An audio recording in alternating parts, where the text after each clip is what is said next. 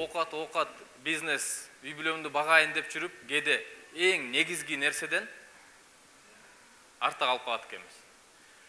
Эмне үчүн иштеп жүрөбүз, эмне үчүн акча таап атабыз? Балдарыбызга калсын деп атабыз. Балдарыбыз окуталы, кийинтели, ичинтели, жакшы үйдө жашасын, жакшы жерде окусун, ден соолугу чың болсун деп ошон үчүн. А бирок чын-чынына келгенде кээде тескерисинче болуп калышы мүмкүн болуп атат да. Ошондуктан бир эреже бар, негизи балага өтө көп убакыттын кереги жок экен. Баланы туура тарбиялаш үчүн бир күндө бир 15 мүнөттүк убакыт балага жетиштүү экен да. Бирок телефон жок, телевизор жок, баланын өзү менен. Азыр ойлонуп көргүлөчү, сиз балаңыз кайсыл түстү жакшы көрөт билесизби? Кызыл, жашыл, көк. Жолсо мектепте жанында классында ким менен отурат? Ойлонуп көрүңүздөр, билесизби ошону? Же эң жакшы досунун аты ким? Же жакшы көргөн тамагы эмне? Бул аталарга көбүрөөк тийиштүү суроо да. Ошону билесизби? Көбүбүз билбейбиз. Анткени жана биз Нурбек байке айтып кеткендей, макроэкономиканы ойлонобуз көбүнчө, а майда чүйдөөгө көп көңүл бурбайбыз. Бирок өсүп келаткан балага ошол өтө маанилүү. Биринчи окуянын аягы аталар балдарга силердин дагы убактыңар өтө керек, өтө маанилүү. Анткени эркек балдар чоңойгондо силерге окшош болот. Үй бүлөсүнө ошондой мамиле кылат. Ал эми кыз балдарыңар силерге окшогон өзүнө кийин жар издеп калат.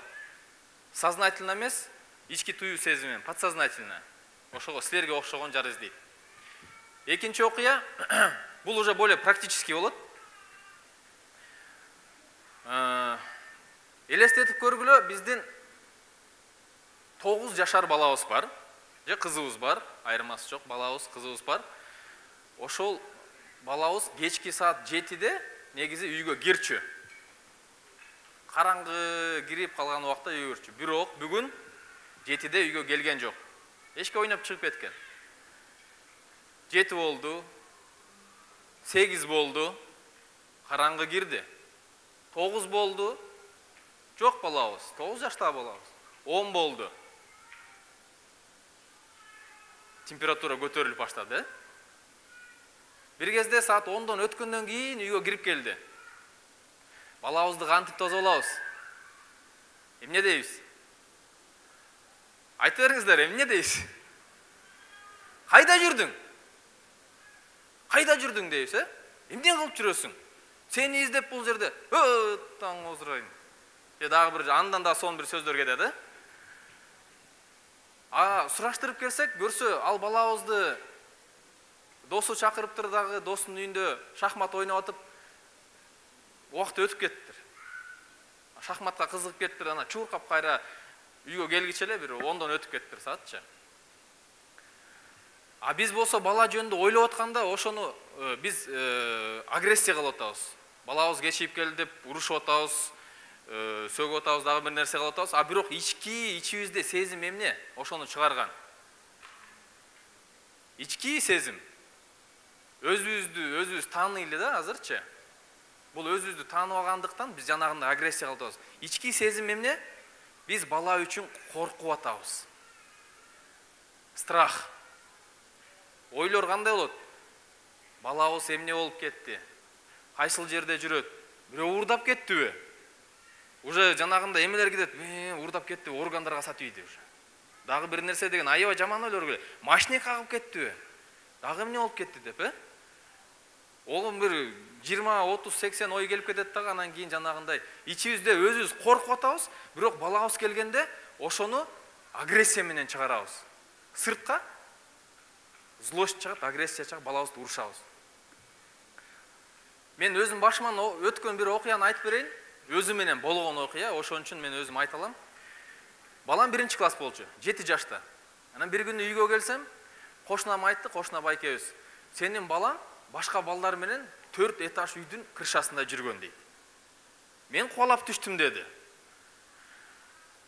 Ана мен балам менен жанына келдим, отурдум. Башында урушайын дедим. Бирок өзүм окууларды окуп, диплом бар болгондон кийин жок, туура эмес болот дедим. Мен окуган колдонушум керек деп. Бул канча бир 6-7 жыл мурун болгон окуя да. Ана отуруп айттым, балам, мага бул байке ошентип айтты, сен 4-чү этажда жүрүп турсуң, балдарың менен, туурабы деди. Десем, ооба дейт. А эмнеге чыктың десе, кызык болду дейт. Балдар менен чыктык. Ана мен айттым, балам, мен ошону укканда мен жүрөгүм ооруду дедим. Мен аябай корктум. Ошол 4-чү этаждан сен жыгылып кетсең, сендей баланы кайдан табам? Сен мага керексиң. Деп ошол эле сөздөрдү айттым. Балам мени карап туруп, келип кучактап, ата мен экинчи чыкпайын деди. Мен урушкан жокмун. Өзүмдүн сезимдеримди айттым. Мен корктум дедим. Балам айтты, ата мен экинчи чыкпайын. Иштейт экен. Өзүбүздүн болгон сезимибизди эле чыгарып, тилге келтирип, өзү сөзүп аткан нерсени айтсак, ошол экен да. Бул деген балдар менен эле эмес, байкелер, жеңелер баарына иштейт.